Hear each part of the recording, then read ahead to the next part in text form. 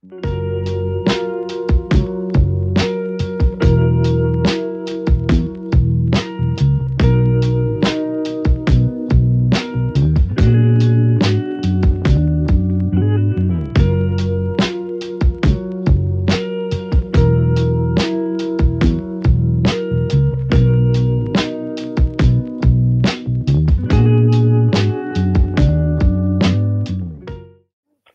everybody, and welcome to this celebration of 5 years of Banshee Press.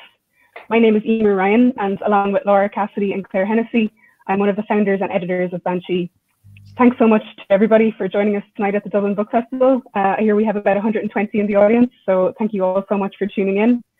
I'm delighted to have 5 brilliant contributors from various issues of Banshee here with us tonight.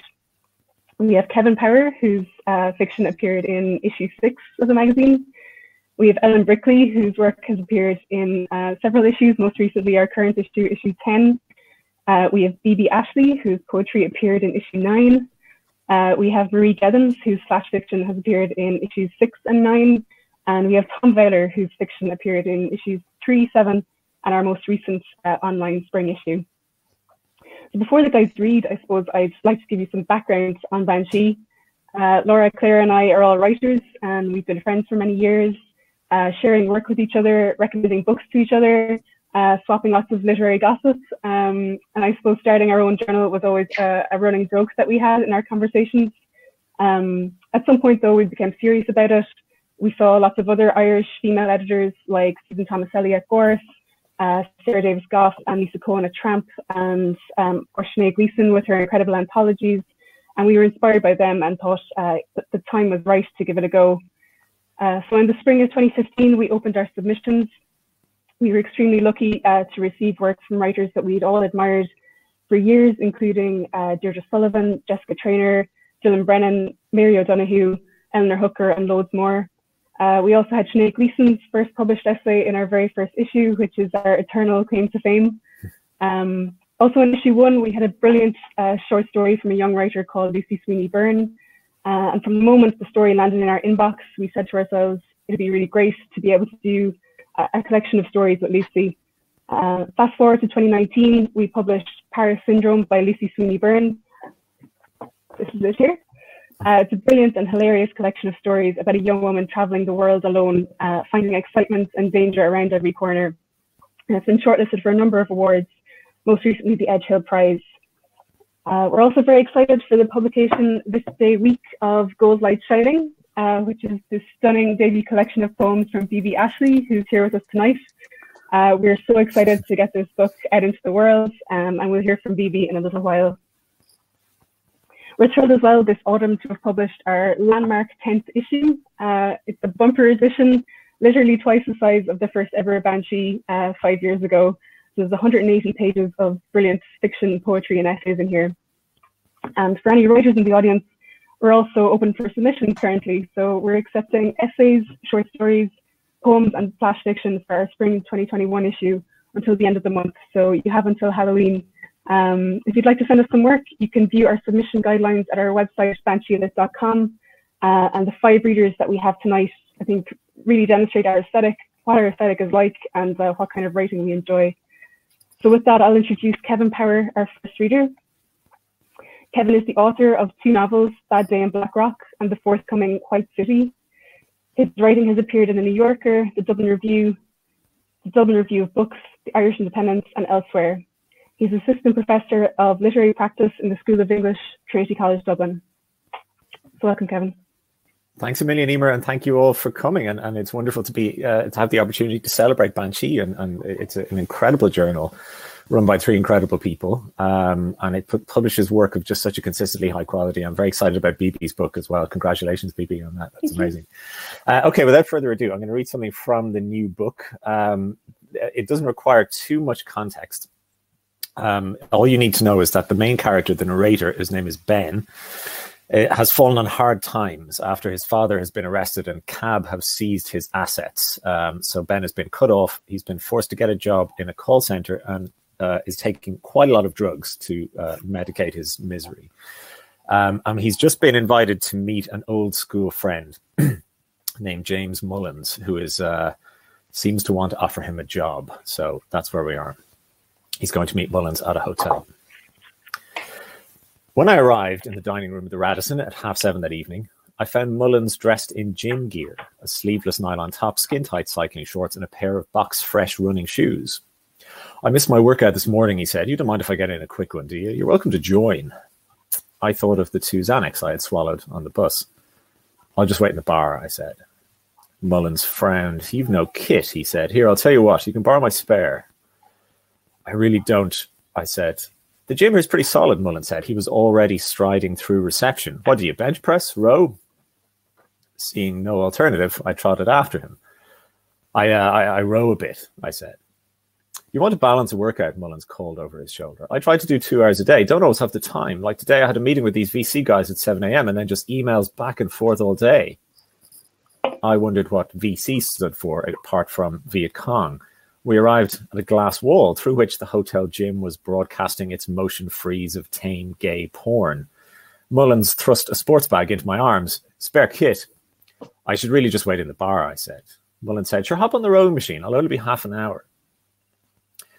In the locker room, it was, as I had feared, a humid orchidarium of dangling testicles. I changed into Mullins's spare tracksuit bottoms and some sort of nylon t-shirt and then joined him on the gym floor, which, with its pumping dance tunes and defining air of diligent solipsism, eerily resembled a rave, except that nobody seemed to be having any fun.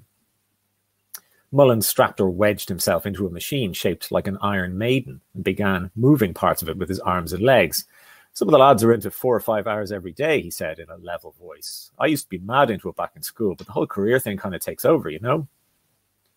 The rowing machine was a few feet away. I eyed it, thinking of my father tugging along in his tattered old Fred Perry golf shirt. If he could manage it, I reasoned, so could I. Gamely, I tackled the machine. After a few minutes, Mullins disengaged himself from his Iron Maiden and gently showed me how to strap my feet into the stirrups. It's a different model to the one I normally use, I explained hotly.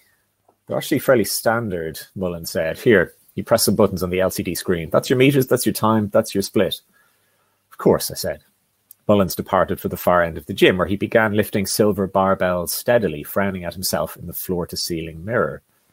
I began pulling on the handle of the rowing machine. The machine kicked up a busy whir beneath me. I kept pulling. There seemed to be something wrong with the machine. There also seemed to be something wrong with my stomach and also with my arms and with my legs.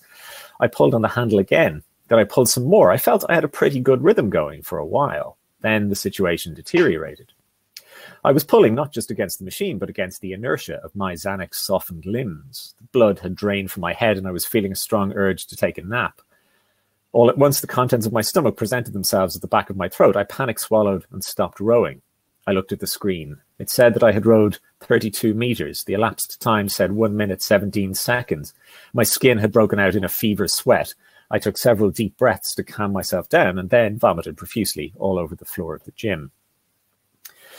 15 minutes later, when my humiliation was more or less complete, Mullins had finished his workout, showered, and changed into a €6,000 suit, while no, hang on. This account is already an exercise in self-abasement. Let's just skip over the part where I was forced to point out my pile of vomit to the gym trainer and stand there mumbling apologies while she mopped it up. Let's also skip over the part where I shamefacedly explained to Mullins why I had been obliged to curtail my workout. And while we're at it, let's breeze past Mullins' suggestion that he call his GP. Seriously, it's not something you should just ignore.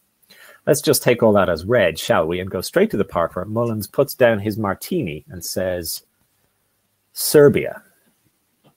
We were upstairs in the residence bar. The decor was pseudo-modern, globular lighting and wingback chairs in on-trend teal. My hands were shaking conspicuously. Mullins's hands, equally conspicuously, were not. I said, Serbia, just to stall for time. Mullins handed me his phone. The screen displayed a revolving computer graphic, a three-dimensional blueprint that evolved into something that looked like a palatial hotel. An 18-hole golf course, Mullins said, designed by a pro, a driving range, service departments, luxury day spa. You can buy or you can visit. Doesn't look too bad, does it? You're building this, I said. I'm not building shit, Mullins said. I'm getting some other suckers to build it. This is the pilot project. You know what a right is? I said nothing. Mullins propped his right ankle on his left knee. We're talking 2013. You have all these financial institutions looking to deleverage. So the right comes in and snaps up the asset for half nothing. The side effect is it opens up the market for a whole new range of property ventures. You get me? I sipped my cocktail, a rum and coke. Mullins's words seemed to be coming to me as if from a great distance, as if they were broadcasts from Alpha Centauri, picked up by an orbital satellite and relayed with considerable degradation of signal to a poorly tuned radio in my head. I had no idea what deleverage meant. Let me tell you a story, Mullins said. There's a bunch of businessmen, honest guys. They're living in a country that's still getting over a war. Cities are still bombed out of it. The state's applying for EU membership, but it's not official. Our lads are looking to make some money. Countries next door, we're talking Croatia, we're talking Romania, we're even talking Bosnia. They're tourist hotspots now. And these lads in Serbia, they're looking around going, how do we get in on this?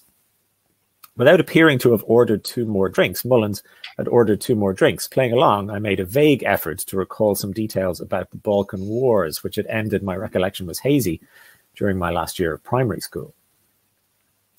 What I'm saying is these lads are desperate, Mullins said. Their government is doing fuck all to help them. They're in a situation where if someone from a rich country comes along and says, let's do a deal, they're not in a position to say no. Are you with me so far? Sure, I said. On the table between us was a folder of black cardboard. This Mullins now held aloft. Here's where it gets a bit dicey, he said. We found a loophole in the double taxation convention between Ireland and Serbia. I'd explain it to you, but to be honest, I'm not 100% sure I understand it myself. What I do know is what it means. It means we have to put down less than 5% of the initial capital.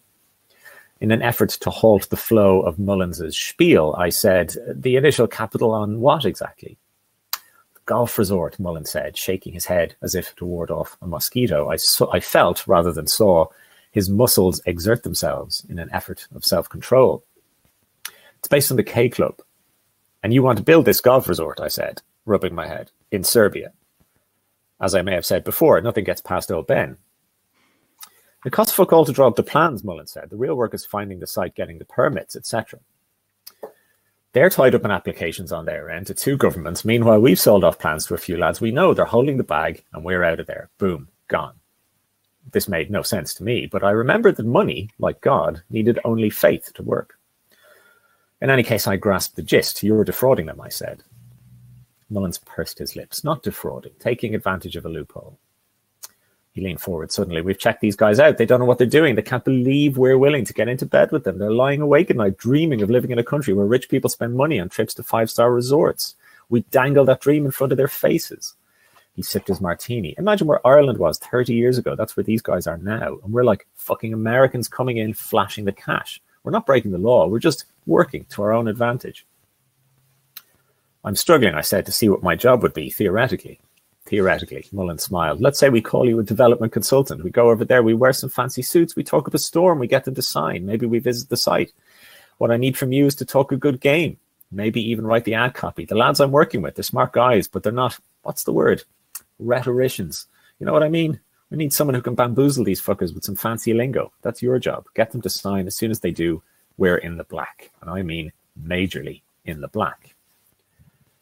How majorly, I said. Current calculations, Mullins said. He paused for effect. 7 figures, high 7 figures each. I coughed. Mullins was still leaning forward. I'm putting myself out there, he said, telling you this. This is within 4-wall stuff. Maybe 6 people know the details. You're number 7. It's a lucky number. What's the, I said, scrabbling to sound businesslike, the timeline? When do they sign? We go over there in 3 months, Mullins said. They wine us and dine us. We get names on contracts. We come home and all of a sudden we're a lot better off. All you need to do is come on board as development officer, whatever the fuck. We can do that tonight. He scooped up his phone and stood. I have to make a quick call. You can take a few minutes to think about it. He stopped. I'll say one more thing. I left a good job for this. I'm in the wind. Do you seriously think I'd have taken a risk like that if there was even the tiniest fucking chance of this going tits up? He waggled his phone beside his ear and walked off towards the lobby. No hard sell, I said aloud. Thank you. Thank you. Thanks so much, Kevin. Brilliant to get a sneak preview of the new novel. I'm a huge fan of your first novel, Bad Day in Black Rock, and the film adaptation by Lenny Abrahamson. what Richard did. So my question is, if you could pick a dream director aside from many to direct White City, who would you pick? Aside from me, I would love to direct it. I think Christopher Nolan would do a good job, or perhaps a bad job, but I will. Yeah, I'll go with him. Even though it's nothing like a Christopher Nolan film, actually, I just like the way he kind of frames things, and gives everything a kind of glossy surface. I think that would suit it somehow. Yeah, I saw Tenet a few weeks ago. I'm still kind of scratching my head. Okay, I still haven't seen it. I wanted to ask as well about, I know you teach creative writing at Trinity, and I wanted to ask, what is the impact of teaching creative writing on your own work? Does it kind of help in some ways to be constantly reinforcing that critical outlook, or do you kind of have to switch off that part of your brain when you go to the desk yourself?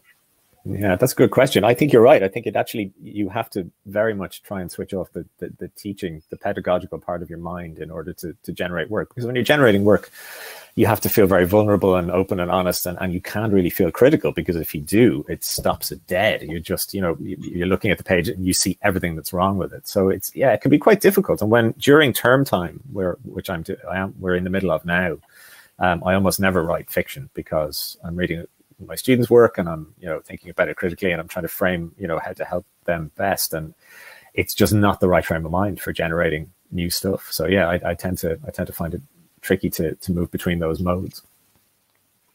It's really interesting. Thanks so much, Kevin. You're welcome. Thank you. Our second reader tonight is Ellen Brickley. Ellen's writing has appeared in the Irish Times, Inish, and Women on Writing. She's currently working on an essay collection supported by the Arts Council of Ireland and a contemporary young adult novel. So in your own time, Ellen. Thank you. So first of all, I'm going to read from an essay that hasn't appeared anywhere yet, so it's unpublished and it's new.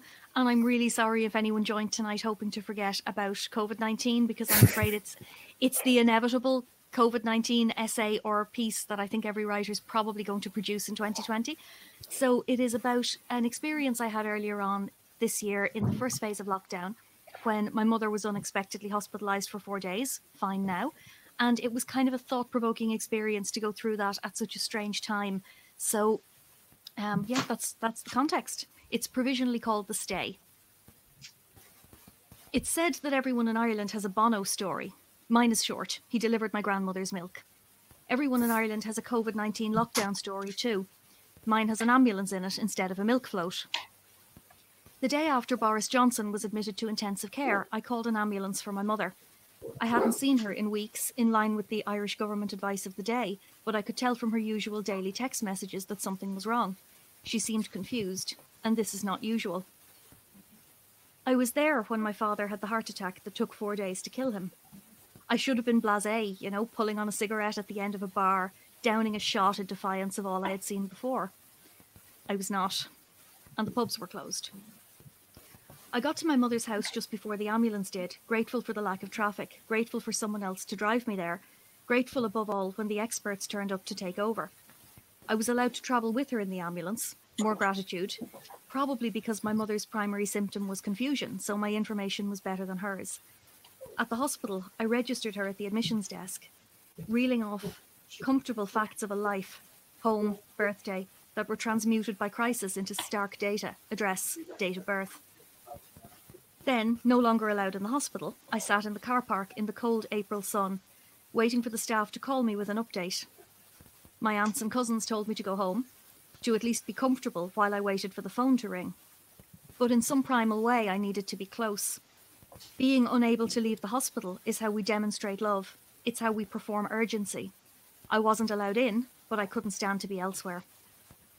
It was 15 years to the week since we'd lost my father, and it was the same hospital where he'd died. My thoughts about the place were uncharitable. I feared leaving the looming brick edifice unwatched. When the call came, and really they could have just hollered out the window and saved the Exchequer a few cents, I was told my mother would be admitted and tested for the most worrying possibilities. Someone would update me the next day, unless there was urgent news. She was not being admitted to ICU or HDU or any other string of terrifying letters. I almost took hope from that, until I remembered. The news had been running a tally of vacant ICU beds nationally and locally, fearful of an infection surge that would overwhelm Ireland's provision of critical care facilities, one of the lowest in Europe. James's 12, Tala 4, Blanchardstown 3 on aggregate in front of a home crowd. The hospital my mother was admitted to had 1. I focused powerfully on the 1 on my phone screen. They had an ICU bed. They were choosing not to give it to her. Did this mean she didn't have a clinical need of it? Or did it mean that someone else was on the brink of needing it more? Would it be hers if it came to a coin toss? Would she be well enough to call heads? The whole country felt one question deeply in those strange, broken days, in unison like a choir. That day, it was my turn to ask and to sing the solo. Will the person I love have what they need? We asked it about sourdough. We asked it about hospital beds. And we asked it about oxygen. Someone else would ask it the day after I did. Many someone's. Someone's still asking every day.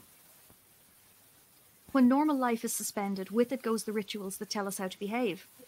We parse troubles through ritual, through process and through procedure. I came home from the hospital car park once my mother had been admitted, and I considered calling around to relieve myself of all of my upcoming obligations. Before COVID-19, it would have been a very simple call. My mother's in hospital and I'm needed there. We all understand what that means. We can assign that a magnitude and a heft. It's quite something else to make a call and say, I can't work tomorrow because, I can be at the computer, but my phone needs to be 1 inch from my face. It's so much easier to say I'm needed at the hospital. It wasn't plausible that I might be needed in the car park. It's impossible for me to tell this story without a constant desire to affirm my gratitude. She's fine now, thank God. She was grand in the end, touch wood. Her illness turned out to be something minor and treatable that had worsened partly due to isolation. She came home after 4 days, and much as I could have done with a drink that night, and the 4 preceding, I didn't have one in case I had to drive to get to her. Taxis were hard to come by and would have exposed both she and I to additional risk. In those days, even getting to your loved ones was a fraught act. I've written before that when one of your parents dies, the other death feels like it's pending. I realised the day I raced an ambulance across South Dublin during a nationwide lockdown that this wasn't true for me, and it never had been. It was just something I wanted to believe, a fatalism I sought to prop myself up. The truth is, I felt like I had tithed. I gave my father, so I should never have to lose my mother. I had a little sticky circle of paper on my lapel indicating I'd already dropped a coin into this particular tin. I did this part, is what I believe. This already happened to me, and it would be the worst narrative device to make me experience it again. Cut it, a good editor would say. Save the word count, we've been here already, same old themes. But it will happen again. It's all I know for sure. I'm an only child, and we walk a somewhat strange path. When one parent dies, you're left alone with the other one. You're a family cut into a pair. You're the wrong shape. You've one next of kin, one relative, one person who must generate all the love and the anecdotes and the legends and traditions that make and sustain a family. Since COVID-19 took hold, people ask me how I am, and then how everyone is. And without thinking, I say, they're both grand, thanks, my mother and my husband. Kathleen Moran has written that when you become a parent, the world shrinks to a single question: are the children all right? When someone perpetrates the greatest of millennial slights against me, an unplanned phone call or a ring on the doorbell, my thoughts go 2 ways, like both hands reaching out. He's in the kitchen, she texted half an hour ago, they're all right. In that case, yeah, tell me what your candidate's going to do for the constituency. I've all the time in the world once they're both all right. They won't always be all right, though. That's all I know for sure.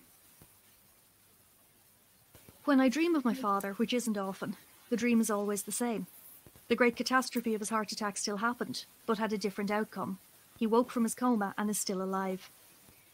In my dreams, there is a deep contentment from being near him, eating with him, watching him cut steak like an American, snap the newspaper and tap his pipe.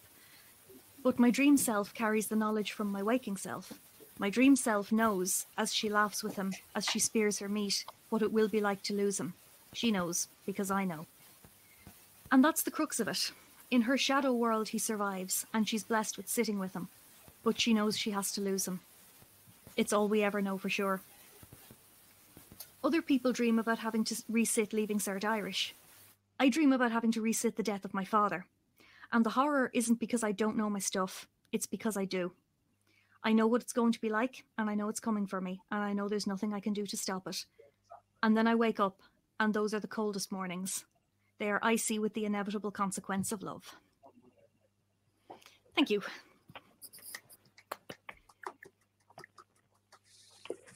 Thank you so much, Ellen. That was amazing. And thank you very much as well for sharing something so new and so personal as well. Yeah, I'm wondering, were you writing that piece kind of as it was happening, or did you kind of need to take a bit of time to process it first, or I needed to take a bit of time, and funnily enough, I think it may end up splitting into 2 essays, because I do want to write a bit about the practicalities of having someone in hospital and not being able to see them. I think there's a lot to say about that, and how much we depend on being able to look someone in the face to know how they're doing and how they're recovering. At one stage, I was following the Twitter feed of someone who was in the hospital but on another ward, who was going, you know, today's food's not great, or air conditioner's broken, and that made me feel quite powerfully connected. So it's amazing how the world shrunk to the little plastic rectangle of the phone. So it took an awful lot of time, I think, to process that. I wrote the piece in probably June, July. So when Ireland was very much at the reopening stage, and we felt, you know, things might be on an upswing, and it feels quite strange now to read it at such a different time. Like today, we've had a record number of cases in Ireland, in the Republic, and yesterday was a record number for the full island. So I actually debated whether or not I should read it, because it's an awful lot more on the nose now than it was when I wrote it 2 or 3 months ago. But I just felt it was the piece to read, and I did want to read something new. I think it's nice when people come to a reading for them to get to read something that they haven't come across before. So that was it. But yeah, I needed the love to write it, definitely. Thanks again. That was so powerful. Our third reader tonight is Bebe Ashley. Bebe lives in Belfast. She is an AHRC-funded PhD candidate at the Seamus Heaney Centre for Poetry. Her work can be found in Poetry Birmingham Literary Journal, Poetry Ireland Review, Modern Poetry and Translation, Poetry Jukebox, and The Tangerine. Her debut collection, Gold Light Shining, is forthcoming from Banshee Press in October 2020. Hi everyone, I'm very excited to be here. It's my first time reading an online festival, and this is the first time ever reading from my own book, so I am delighted to share that all with you. I started this by writing about Harry Styles about 2.5 years ago, and then didn't really stop. So there are 4 sections in this book: fandom, fangirl, fanfic, and fan mail. And I'm going to read a couple of poems from across the collection. If you don't know, Harry Styles is a very charismatic pop singer that seems to become more famous every year, but you don't need to know his music to enjoy these poems. So I'll start actually with the epigraph, which I feel really sets the tone and my intent for the collection, so I feel like it's important to share. Everyone in that room is on the same page, and everyone knows what I stand for. I'm not saying I understand how it feels, I'm just trying to say I see you. Harry Styles. Harry, I'm not saying I understand how it feels, I'm just trying to say I see you. Kiwi, kiwi, kiwi. The boy with the Gucci guitar strings is playing glam rock to a room of strangers. His photographer captures a group of girls in knockoff floral suits and pink sequin Chelsea boots. Hearts thumping, heavy jumping, his final song shakes the sweat-slick stage on the concrete floor. The guitarist who used to work in the pizza shop looks to the bassist, the keys, the drummer to know if this is normal. It is not normal. People are having the time of their lives.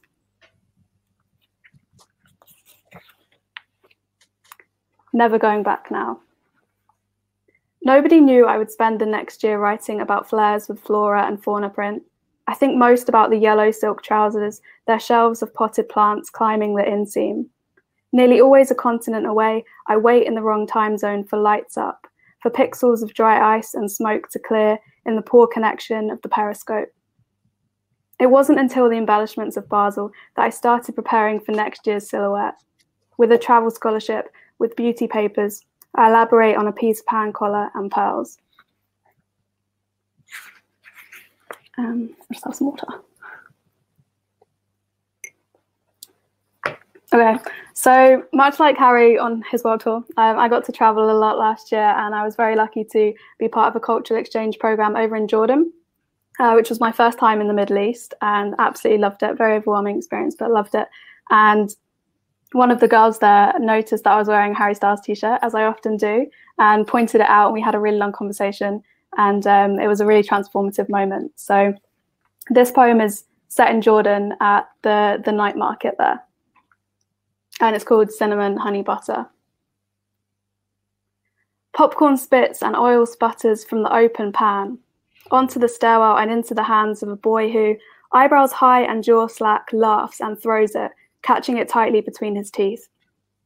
Not seasoned with the cinnamon honey butter, but salted, it melts by the warmth of his tongue.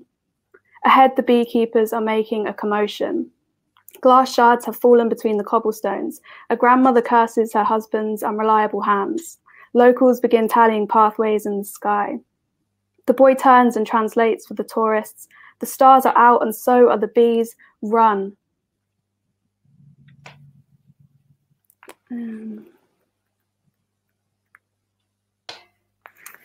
This next poem is in the third section of the book called Fanfic, and actually first appeared in Banshee about this time last year, I think it must have been, which was my first reading in Dublin, and now this is my first reading Dublin Online, so that's super fun.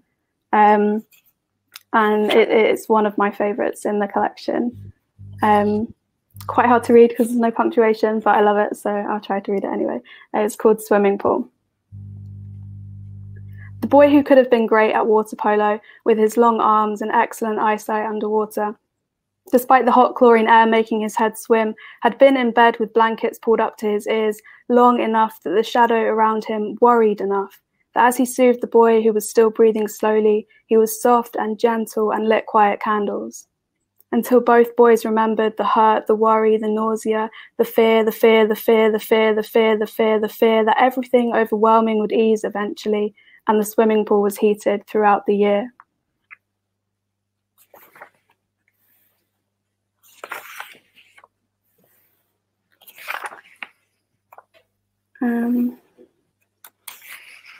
Okay, so these final few poems are from the final section of the book, Fan Mail, which really was my introduction to a lot of theories about fandom and online communities.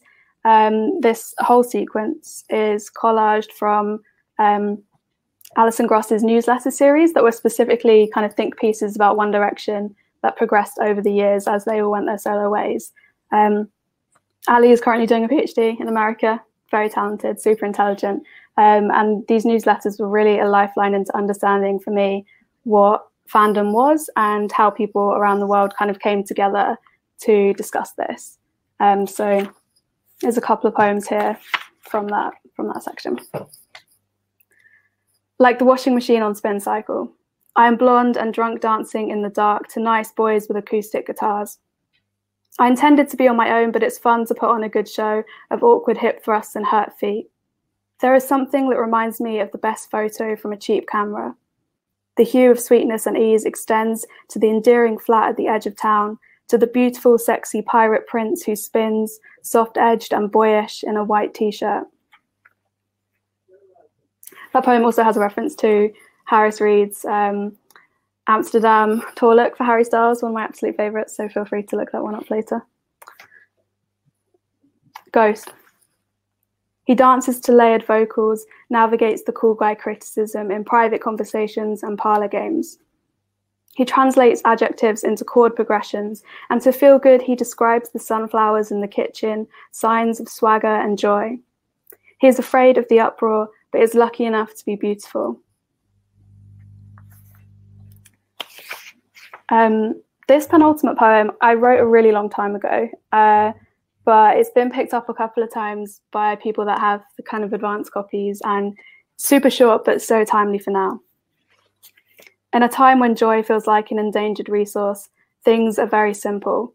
Protect each other.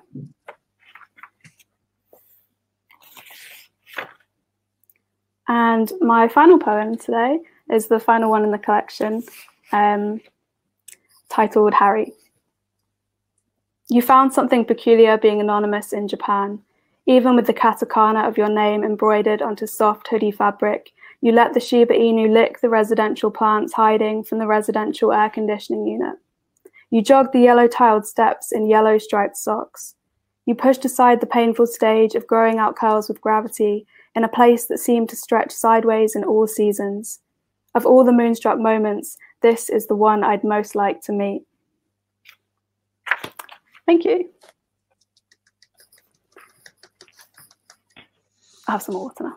Thanks so much, Bebe. I think that was a great overview of the book as well. I'm wondering, I want to ask you more about the genesis of Gold Light Shining, because it's almost like the poetic equivalent of a concept album, you know, all these poems kind of geared around this multifaceted figure that fascinates you.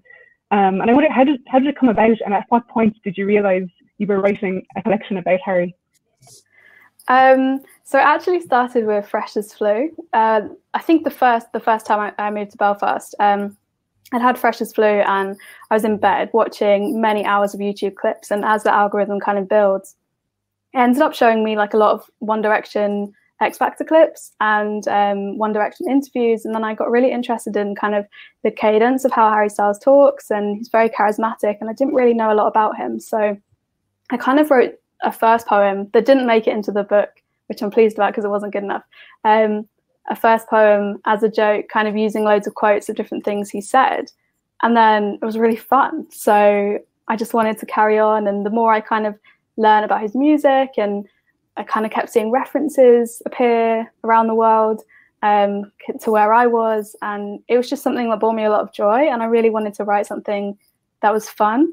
So I've stuck with it. And now I have a book, and it's incredible. That's so interesting, actually, that you kind of encountered him through his image before his music, you know. And something you said there about it being very relevant to now, that struck me as well. You're talking about the newsletters and the importance of online community, which I suppose at the moment is such a lifeline for so many. Yeah, it's so true. I think it's really interesting, and I think it can be really difficult to find your place in the world if you relocate a lot, if you move elsewhere, you're from a small town, a big town. It's really trying to find people that have those shared interests and enjoy the same things as you and will support you in all the things you do. So I think there's a lot I still have to learn about kind of like Instagram and Twitter and all these kind of things I'm not super great at, but it's absolutely fascinating to me, and I can't wait to learn more about it. Brilliant. Thanks so much, Bebe. Thanks. Next up, we have Marie Gethins. Marie's Flash appeared in Banshee, NFFD anthologies, Flash, Jellyfish Review, Litro, Nano, Wales Arts Review, Synesthesia, The Nottingham Review, Elk, Ellipsis, Paper Swans, Fictive Dream, and others. Marie is a pushcart and Best of the Short Fictions nominee and an editor of Irish e-zine Splunk. So welcome, Marie. Thank you, and thank you also to Claire and Laura. It's always such a privilege to be published by Banshee. And the first piece I'm going to read tonight is from issue 6 of Banshee, and it was later cited by Sophie Van Leeuwen in a craft article on unusual structures of flash fiction. So doubly thank you for publishing it. This is Division 1. Mountain misery's tiny fronds cloaked the hillsides and oozed pungent sap that clung to our clothes, skin, hair. In the summer, my sister and I ran through endless cascades. I counted steps while she sang folk tunes. Our child feet broke a trail of green, shaking loose red dust that covered our sneakers. Chipper wove in and out between us. He panted in the heat. 1 + 1 + 1 = 3. After the groomer, 19.5 pounds minus 0.58 pounds equals 18.92 pounds. His fur matched burnt sienna from the Crayola 64 box. On our adventures, his pelt became ruddy from the soil, gained a twig and leaf confetti. Brushing removed debris and earth, but the steamed artichoke odor remained. 2. A grandmother owns 1 dog and has 2 granddaughters that visit her during July and August. Calculate how the 1 dog splits its affection between the 2 granddaughters during these months. Show your work. 3. At home, Mama liked to scrub and polish. 99.9% bacteria and viruses killed. She proceeded over schoolbook stacks, monitored our penmanship, checked sample tests. During free time, she ushered us through a schedule of activities. We learned to dance and sing, tame curls, make polite conversation. Actual free time is inversely proportional to maternal control. Calculate. As we grew, Papa ebbed to a brief shadow. Ice rattled in a whiskey glass, his face aglow in laptop light. Silence became the dominant voice during dinner. 4. Family mass equals density times volume. If Papa is now a shadow, calculate the new family mass, factoring in his change. 5. Each summer, Mama's mother served us watermelon and tranquility. I crushed mountain misery with bigger and bigger feet. Chipper followed with a slowing gait. Broken stems snapped and released the same aroma. By age 13, my sister abandoned our hillside explorations. 3 minus 1 equals 2. She lay on the back deck in a bikini and turquoise headphones, baked herself to sepia, humming the top 10. Cocoa butter, lemon conditioner, ruby nail polish. I combed Chipper's graying coat, buried my face in his back to breathe his mountain perfume. 6. The mathematical model of a transversible causal retrograde domain in spacetime, TARDIS, describes a bubble of spacetime geometry that rotates with respect to regular spacetime, allowing its contents to travel at speeds greater than the speed of light. Use E equals mc squared to calculate how much energy, E, is required to raise a teenage girl of the mass m to the speed of light, c, in a TARDIS, such that she could go back in time 8 years. 7. When did the harmony distort beyond tolerance? Total harmonic distortion, THD, is the ratio of the equivalent root mean square, RMS, voltage of all harmonic frequencies, mother plus father plus daughter 1 plus daughter 2, over RMS voltage of the fundamental frequency, mother. Did Grandma hug me tighter in that final embrace? Did Chipper hide to avoid saying goodbye? Did time slow or speed up as Mama drove us away? Her explanation derived from multiple factors. AX squared plus BX plus C equals. When we arrived home, Papa stood in the driveway, my life packed into neat containers. He loaded them into his car, added my summer suitcase. Mama and my sister climbed the front steps and closed the door. 8. 4 divided by 2 equals 2. 1 home divided by 1/2 equals 2. 1 parent plus 1 daughter times 2 divided by 2 homes does not equal 2 parents plus 2 daughters times 1 home. 9. A decade on, I steer once familiar roads. Endless switchbacks, accelerate, brake, accelerate, brake. At last I stand in front of Grandma's house. A scarlet sold across the realtor sign. It swings with winter gusts. Hinges release a metronomic squeak. For 3 hours and 13 minutes, I box memories and pile them onto the car back seat.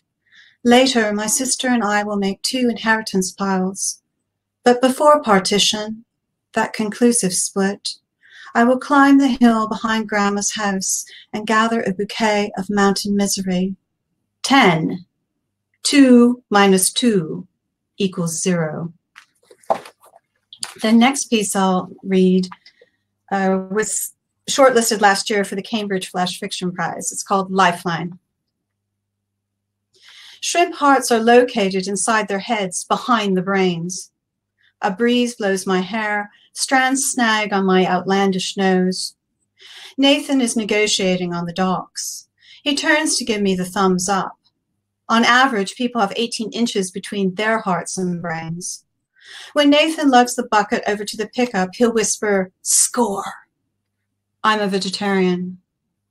To swim, shrimp do a super crunch series, pulling the thorax and abdomen together. This motion sends them backwards. In the early days, Nathan would have bought their fleshy pink coils, shelled and pre-cooked, from the fresh frozen section. An unwitnessed transformation from aquatic life to his consumption. Now I lick salt off my lips, savor the sea. Shrimp are loners out in the big blue, coming together to mate. Nathan is still bargaining. The rubber-booted shrimper shakes his head, draws on a cigarette, exhales towards ripples and a white horizon. The average human heart is the size of a fist. I lean on the tailgate and try to look away, but those gray bodies keep calling me back. Twitchy antenna, blackball eyes, 10 legs flailing in the air. In text, Nathan's homeboys call me the shrimp. I'm 5'10". Took me a while to get it. Great body, too bad about the face. My heart rattles against my rib cage. Pound and bounce, it can't escape upward. Nathan is 20 feet away, peeling off a few green bills. I rub my stomach. Deep inside, there's a tiny pulse, a rose coral body floating head to chest, about to lose its tail. He reaches for the bucket, but I'm already there. One push sends a pearly cascade off the dock. When the foam settles, they are gone. The last piece I'll read was shortlisted this year for the Bridport Flash Fiction competition. It's called Merry Thoughts. Her mother sucked the wishbone clean, left it on a kitchen sill to dry. Another Sunday and there would be 3. Past, present, future, her mother would say as she laid out the triad. The girl and her sister would each hook a pinky, eyes closed, breath suspended, wishes imagined, listening to their mother's countdown. A snap and the wishbone fractured. Best 2 out of 3. Loser, her sister said. Her mother called wishbones merry thoughts. Furcula, her father corrected. The girl magpied broken pieces into a Victoria biscuit tin, sharp tips and hollow tubes. She liked to assemble them into new creature skeletons. Other times she nested fragments between her hands and imagined feathers sprouting, the tickle of wings beating against her palms.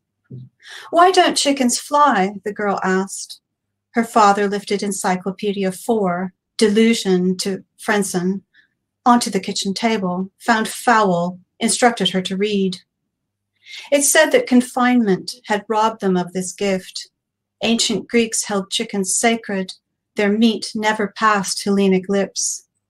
The girl tossed bones and searched for signs, a faint rattle against the polished wood floor. When another golden bird arrived, the girl's stomach twisted. She declared herself a lotus eater. Not healthy, the mother said, while her father prodded, Homer or Tennyson.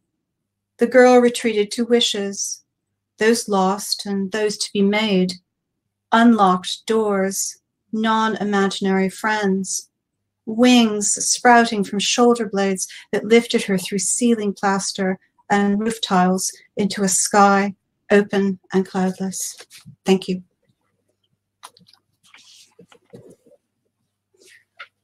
Thanks so much, Marie. That was amazing. I'm always so glad that when we set up Banshee, we decided to kind of create a space in the magazine for flash fiction, because the submissions are always so interesting to read. But I wondered if you could talk a little bit about what draws you to the forum, both as a writer and an editor.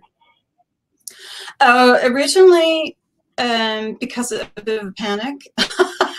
I'm in a writers group, and every fortnight we meet, and you have to have something new. And coming up to, you have to submit it, send it to everybody a few days before, and I often am like, and so I usually Flash will come very quickly, the first draft, and then running it through them, then I can edit it down. So that was the motivation, but then I have just loved it more and more because it requires such precision and word choice. So those are my favorite. And the form, you can do so many things with the form. That's what I also love. It's lots of potential for creativity. Absolutely. Thanks so much, Marie. Our final reader tonight is Tom Vowler. Tom is a novelist and short story writer living in southwest England. His books include The Method, What Lies Within, and That Dark Remembered Day. He's a lecturer in creative writing at Plymouth University, where he gained his PhD. Tom's second collection of stories is titled Dazzling the Gods, and his new novel, Every Seventh Wave, is coming in 2021. Please welcome Tom. Thanks, Eimear. And big thanks to Laura and Claire as well, and everyone at Banshee. Some of my favourite people in the world. I've really missed hanging out with you in Cork this year. I'm going to read from a story written recently, and it's sort of mid-story. And my character has travelled to the Peruvian jungle to find his estranged mother. And he's just found her. The topic of a ceremony was brought up one evening by the river as my mother and I watched the children leap one at a time from a sturdy vine into the water. It was what had brought her here, or summoned her, as she put it. The medicine called me, she said. In the few months she'd been in the jungle, my mother had taken ayahuasca a dozen or so times. A powerful hallucinogenic plant, it is imbibed in a ritual that stretches deep into the night. I'd experienced magic mushrooms once at university, spending the evening running up and down the stairs telling my housemates the building was on fire. Waking at dawn in a dewy field on the outskirts of town, my mouth and fingernails full of mud, I vowed to never again relinquish total control. It turned out the medicine my mother spoke of came from combining two plants of the Amazon, boiling the pummeled vines and leaves for 12 or more hours in vats the villagers had blown tobacco smoke into, to purify them from negative energies. I think you should take the medicine too, she said. It felt ridiculously impetuous, and yet there I was. I've come this far, I thought. I know so little about my mother. Perhaps this remained the last way for us to truly connect. I told her I would consider it. As one of the shaman's assistants showed me to a blanket on the floor of the ceremonial hut, I wondered how my mother had convinced me to follow her on this journey. She would not attend at the same time, she said, but we would likely meet in the spirit world. It seemed churlish to tell her I didn't believe in such things. It mattered only that she did. It was dusk, and already the forest was abuzz with its cacophony of crepuscular creatures, an orchestra warming to its task. A soft rain lingered more than fell, a smur. Towards the back of the hut sat the shaman, enthroned, an animal fur adorning her shoulders. Another assistant I could still pull out some part of me pestered. Another assistant had prepared me earlier, explaining that I would probably purge a lot, that I would feel like I was dying at times, that I should try to focus on the Icarus being chanted. My spirit would leave my body, he said, that I should trust Mother Ayahuasca to show me the path. No, not the path, he corrected himself, your path. There would be visions, he said, some of which may be terrifying, but that I would, in time, transcend these. He encouraged me to form an intention before entering the ceremony, some aspect of life troubling me in the material world, a question I wanted answering, and I wondered how to narrow it down. Whatever comes up for you, he said, don't fight it. Try to stay on your mat. You'll get what you need, not what you want. It would last 5 or 6 hours, he said. The liquid was measured out into carved wooden cups, which were passed among us. I looked at the dozen faces around me, read the whole gamut of human emotion in them. Experiential tourists, I would have termed them before now, former hippies who continue to seek escape routes from reality. Yet despite my preconceptions, there seemed no type here, young and old and everything in between. Most were American. A few, like me, had ventured from Europe. There was a Kiwi and a woman from Hong Kong. We'd got to know each other a little over the past couple of days, shared our hopes for the journey, and yet it was clear none of us believed what we were about to do. Even those whose depression flanked them like a shadow were undeniably present, a concoction of fear and anticipation rendering them utterly alive. I, too, was giddy on the moment. The smallest of gestures from the shaman encouraged us to drink what we'd been handed. The medicine was thick and foul-tasting, indescribably bitter, and it was all I could do to keep it down. That's it, I thought. I have travelled halfway across the world at the behest of someone who abandoned me, and at their instruction I have willfully poisoned myself. Gentle song gathered from nowhere, from everywhere, an otherworldly sound that was both inside me and far away, the words repeated as invocation, ayahuasca, ayahuasca. I switched my posture a little, tried to settle into a pose that would serve me. The woman opposite began to sway slightly in the gloaming, a reed in the breeze, nothing more, and I found myself mimicking her movement as if I were her reflection. Others were fidgeting, the last of the anxiety manifesting, having its way. I tried to imagine all the suffering these people knew, felt this great tug of empathy for them. The dozen or so candles dispersed between us had seemed discreet until this point, their flames chaotic and without correlation. But now I observed them, I saw they swayed in harmony, a collective ballet that also connected to the ubiquitous sound. Breeze came from one of the assistants' fans, reached me, breaking on my skin like an ablution. In between the songs, the shaman blew smoke she'd inhaled out into the hut, a piquant fug forming around us, on us. An instrument I couldn't place issued a series of notes before the icaroos started up again. A wave of dizziness passed through me, gentle at first, followed by a pixelation, small visual disturbances. Kaleidoscopic colours repeated in whirls, out of which formed trees that became snakes, and then mere colourful patterns, psychedelic orbs that pulsed between fore and background. Garish sounds now intruded, though I could not tell if they originated within me. I congratulated myself on not having vomited, and as soon as I did, I reached for my bucket and emptied into it. There was sobbing around me now, but also I thought laughter from one side of the hut. Nausea came and went like waves on a beach. Stay with your breath, my mother had said this morning, and I worked hard to retain a semblance of control. I tried lying on one side, then the other, before assuming a fetal position. Focus on the icaroos, stay with the songs, they are your melodic map. I must have been struggling because I became aware of someone, an assistant perhaps beside me, soothing my back, whispering something in Spanish, the words of which I tried to hold on to like a life jacket. I heard a great singular wail and realized it was mine, and then another. The assistant placed his hands on either side of my head and a coolness settled on me. The visuals became increasingly distorted, fractals that seemed infinite, landscapes that seemed to melt as if Dali were painting them in front of me. Giant octopus legs defied dimensional laws, retreating and then advancing into my mouth until I gagged them out. Insects gathered on the floor around me, morphing into plants and back again.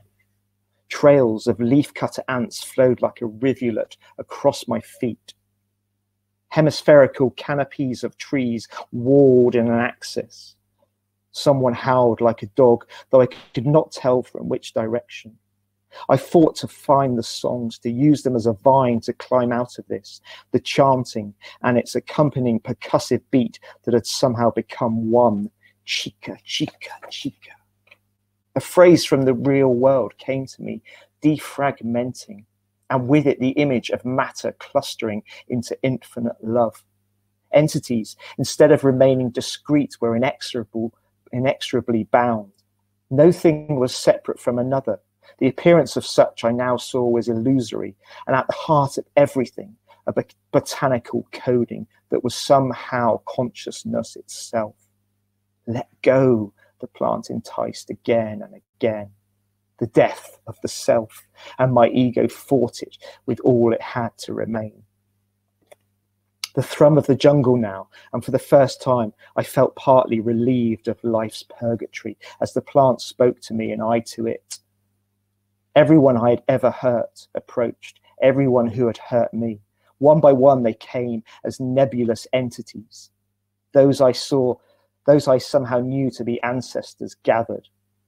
All the shame I felt, the sabotage I was so proficient at revealed itself. My father, my mother, myself, separate and yet the same. The rush of the leaves was all around me now. Chica, chica. Whistling too. I wanted to run, to feel the rain on me. Instead, I screamed before settling into a childlike sob.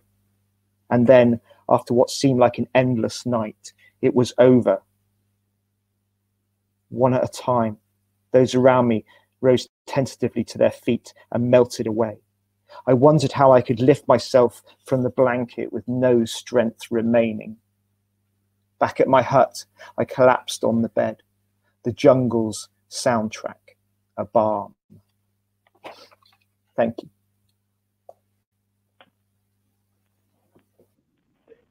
Thanks so much, Tom. That was fantastic. I want to ask you a question actually about novels and short stories. I'm always slightly thrown when I hear writers interviewed and they say that short stories are much harder than novels, because I think novels are harder than short stories.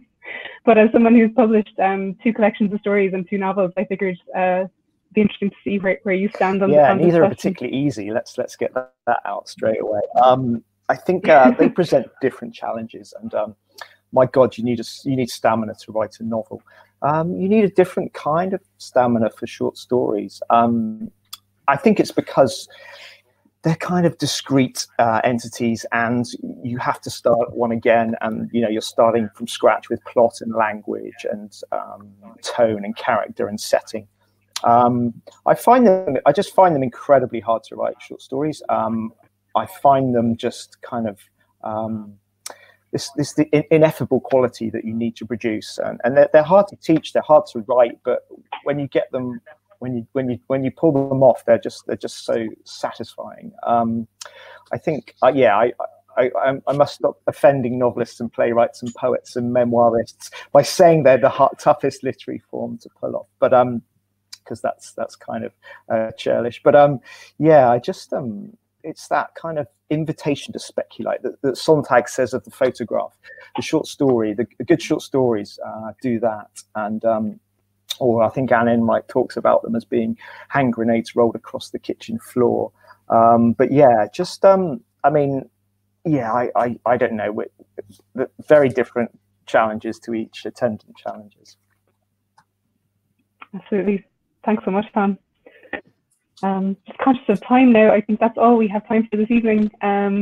Huge thanks to our 5 readers, Ellen, Tom, Kevin, Bebe and Marie, and to all of the contributors to Banshee over the years for trusting us with your work. It's been a brilliant 5 years and we look forward to many more. And thank you all so much for tuning in to help us celebrate 5 years of Banshee. If you'd like to purchase a copy of Bebe's forthcoming book, Gold Light Shining or Paris Syndrome, or if you'd like to subscribe, please check out our website at bansheelight.com. Huge thanks to the Dublin Book Festival for hosting us, and to Julianne, Grace and Quiva in particular for all their help in putting together this event. They have loads of great events coming up next month, including Kevin Barry, Georgia Sullivan, Liz Nugent, Marion Keyes, Louise O'Neill and lots more. So do check out their programme. And I think that's it. Thank you so much, everyone, and have a great evening. Thanks. Bye. Bye. Thank you. Bye. Bye.